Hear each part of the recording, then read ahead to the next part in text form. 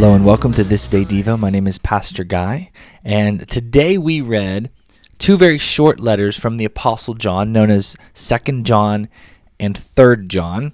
And so we read these together because they're so short. It fits really good. And so let's just kind of hit just real quick, just a reminder of what is happening here.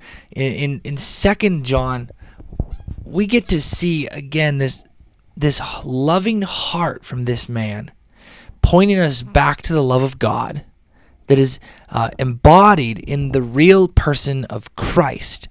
And so this first letter, 2nd John, is written to the chosen lady and her children. Now that may be a way of saying the church and the congregation, or it may be a way of saying to that female pastor over there and all of the spiritual children that she has brought into the faith. We don't know, but what we do know is this is directed to a church or a group of people for some purpose, because some things are happening that needed to be addressed. And one of the things that's happening is these deceivers are in there and they're denying that Jesus Christ came in a real body. What does this tell us? This tells us that back then, just like today, Jesus Christ coming in a real body, being 100% God and 100% man, and experiencing real life, he's the one we can relate to. He's the one that's walked in our shoes. He's the one that's felt what it feels like to be sick, to be hurt, to be cut, to be disappointed. He knows what it feels like to be sad. He knows what it feels like to be angry. He knows what it feels like to be human.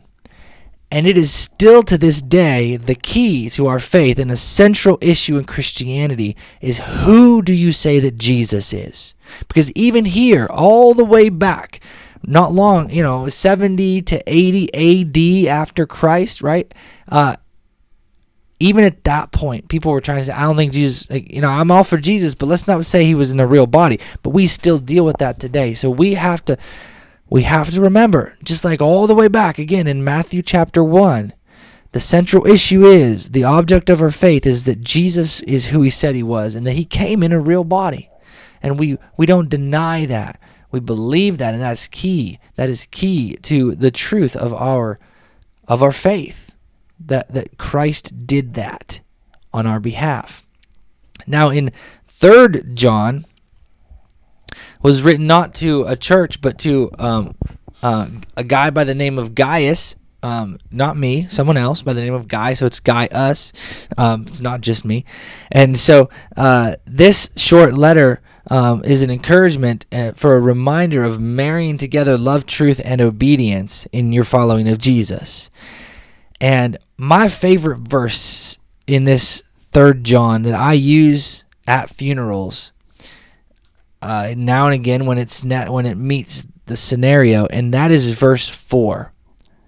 And it says, I could have no greater joy than to hear that my children are following the truth. What John is doing here in this letter is he's talking about spiritual children. He wants to know that all of the men and women that he has led to Christ over the years are still following the truth, that they haven't bought into the lies, that they haven't been deceived, but they're staying focused on the basics, focused on the orthodox truth of who Christ is and what he accomplished for us on the cross. And it brings him great joy. I use this verse, I think about my children, I think about other people's children, I think about bringing up grandkids in the faith, and just this understanding of passing the baton of faith to the next generation. And I could have no greater joy than to know that my children are following the truth. And that's true for families, and that's true for church. Every time, when I have the blessing of baptizing people at church, what brings me the greatest joy in that experience is that a year later, 2 years later, 5 years later, I can look at that person and say, this person is still following after Christ. That it wasn't just a flash in the pan. It wasn't just an emotional experience, but they truly got it, truly gave their life to Christ, and they're still serving him to this day. That brings me great joy. great joy when I see genuine, authentic church growth, because it's kingdom growth. And the believers dig in and continue to follow Jesus. And so for you here at the end of the New Testament, you're one of those children. And I receive great joy in knowing that you are not with me, not with one life, but with Christ and following the truth. And so I love you. I'm for you. I'm with you. And you're doing great. We're in this together. Tomorrow we're going to read the book of Jude. Again, short, one day, and then move into Revelation, the Mount Everest that we've been looking at all year long. I'll see you tomorrow. Bye. From heaven as the power of Christ